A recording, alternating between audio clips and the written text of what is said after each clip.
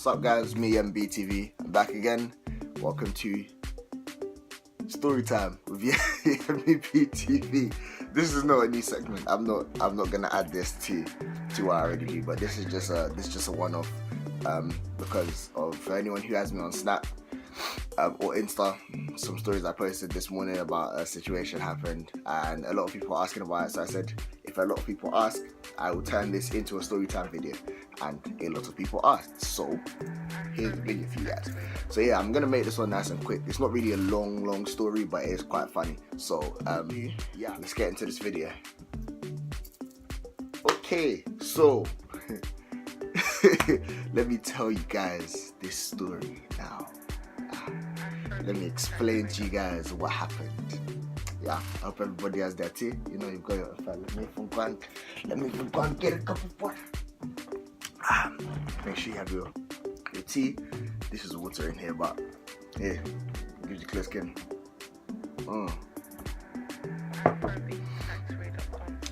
Lovely, wonderful. So now, this is the whole rundown of what happened. Basically, in July, because I finished first year of uni and I'm going into second. We thank God for that. Woo! But in July, I was looking for student accommodation for September. Now I went on Airbnb. I found a studio. I saw an advert for a studio flat in Cambridge for £600 a month. And now, for those people that live in Cambridge, you know that's quite an unbelievable price. So you can imagine my surprise and excitement when I saw that. I was like, what? So I was hellbent on getting this place, and I said I can't let this place go to anybody else. This is a studio. It looked like a hotel. It was a studio apartment for £600 a month, £600 deposit, which I get back after 2 months. Like, everything was just set up perfectly. I said, no, I have to get this. I found the person that put the listing on. I'm gonna write the name of the email there, because people, for future reference, whoever watches this video, future reference, stay away from this email. Don't email this person, don't send them any money, don't do anything. Cool. So I found the email of the person listing it. I emailed them to say, hi, hello, my name is Emmanuel, and I'm interested in your place, la-di-da-di-da, please get back to me as soon as possible.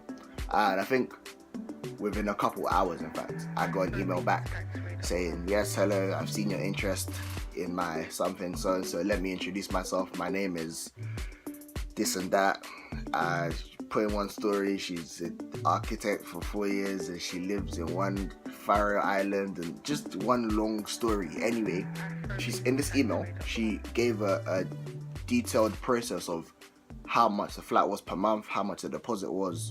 She gave me all the information I need. However, this booking system that she gave was a bit gaga. It was kind of left, like it wasn't really making sense. So I wasn't quick to, you know, send money straight away. I was like, this something seems off. But you know, we just moved on, left it, carried on, said let's go. We're exchanging emails back and forth, trying to sort out a day for me to move in, a day for me to come and view the apartment, to pay the deposit and everything. And like, as if God just did it, yeah.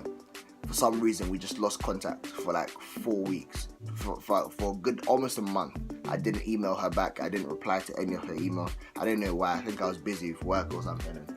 And where I am, there was just a lot of stuff going on. So I just didn't reply to her emails. And then when I decided to email her back, she didn't reply to my emails. And I was thinking, oh, am I going to be homeless? I sent her about 7 emails trying to reach her, like, yo, it's August.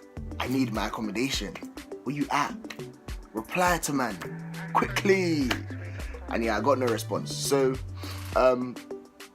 you know, I just said, okay, you know, I'm gonna go look for other places, because I can't be sitting down waiting for someone to reply to me. This morning,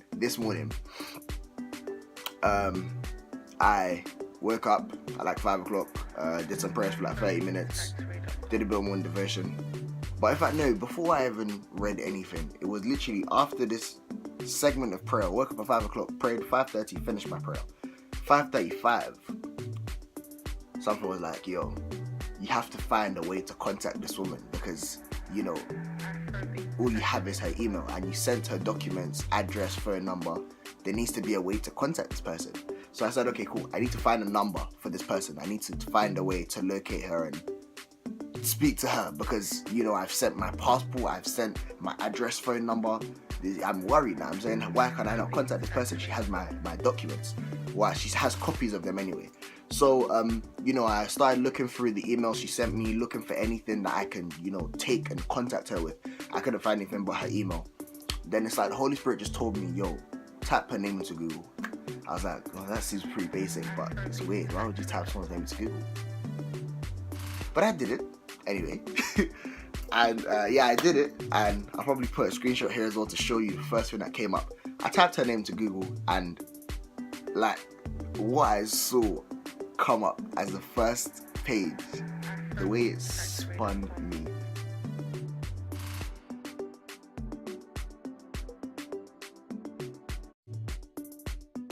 The first website that came up after I typed this woman's name is scamwinners.com. You heard me correctly. I didn't stutter. That's the exact thing that came up. Scamwinners.com. I was looking at it like this. I was looking at it like this. I was like, calm. Let me click on this and see what it's saying. Maybe the name of the website is misleading. Maybe I'm just paranoid. I clicked on it, said let me see this now. And I brought up stories of other people, as in she had a specific, this landlady had a profile on this website. Her email was on there, and other people like around the world, people from France, Germany and England and even Cambridge as well, were putting stories about how they emailed this woman about different property listings. They received the same exact, almost like an automated response that I received. All of them posted pictures there with the exact same words from top to bottom. They all received these emails, and then a few of them, some of them that actually went on to pay this deposit, now said that after paying the deposit, she was unreachable. They couldn't find her again. They couldn't find her. They couldn't get their money back. They couldn't find anything on the property that was so-called listed. Some people said when they insisted that they view the property before they pay any money, she stopped replying. They couldn't reach her again. And I was just sitting there like, wow. So you try to scam me. So you try to take £600 from you know, that's what I finished. I said, God will deal with you. That's what he's gonna do. He's gonna deal with you very well. Fam, it's not a joke. Some people are putting stories on there about how they lost £1,800, £1,200 because of paying deposit and rent in advance, only to never hear from her again. So when I was looking at this, I was like, God, I owe you on the biggest level, because this could have been a very sticky situation. And when I was talking to my mum about it, and she was even saying that, yo, you know, if you had had the money to pay for this place, you wouldn't even have said anything to anyone. You would have just paid for it and said, yo, people, this is where I'm living. And it's true. She knows me too well. This year, I decided that I was just going to do things by myself. I didn't like the fact that I was relying on people, and especially my mum, relying on her and stressing her with all these things. So I said, you know what, I'm going to do this whole thing myself. I'm just going to let her know at the final stage so that she's not worried about me. So I tried to take things in my own hands and see where it could have led me from. She said, stress me next time. I don't mind the stress, and it's true, because it could have been very, very sticky. I could have lost like 2 bags, 2,000 gone like that. Where would I get that money from? Who would have come to explain this story to?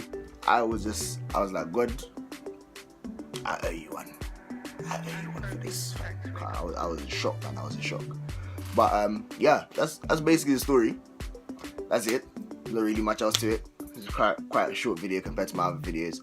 But yeah, make sure you like, comment, share, subscribe. If you have any similar stories with any fraudulent landlords, you know, put it in the comment section. You know, warn people, put their email there so that people are aware of this.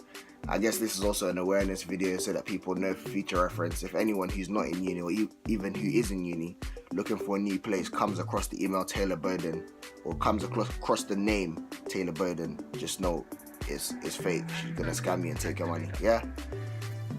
moral of the story, I'm pretty sure people knew this already, but I just learned this today. It sounds silly, but moral of the story, if you're gonna let anything out to anyone, especially private lettings as a student, make sure you see the landlord or landlady that you're writing this contract up with. Make sure you see the places being sold. Make sure you see your room, you understand, you've seen with your eyes what you're buying into and where you're staying. You've seen the person selling you it, especially if it's like a shared accommodation. Make sure you see the other like tenants, see your housemates there, so that you know that, okay, this thing is real, it's very real. But yeah, that is the end of my story time. Like I said before, make sure you guys like, comment, share. Don't forget to subscribe, and stay tuned for more videos.